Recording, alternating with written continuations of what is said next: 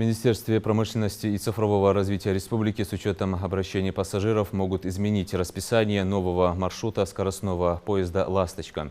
Опрос проводят на своем официальном сайте в целях определения более удобного графика движения ЖД-сообщения по маршруту Назрань, Минеральные воды, Назрань.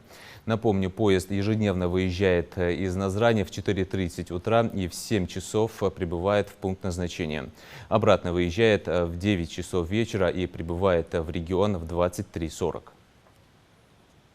Запуск поезда он у нас был предусмотрен для того, чтобы удовлетворить потребность именно пассажиров, да, вот именно. И было бы неправильно считаться их мнением. Поэтому мы решили вот так посмотреть, что население, пассажиры думают об этом. Конкретно в анкетировании присутствуют вопросы, в том числе и до какой станции они хотели бы его, да, продлить, время курсирования состава, время отправления и дополнительные пожелания. Я думаю, в полной мере анкетирование обхватывает тот спектр вопросов, который у них мог бы возникнуть.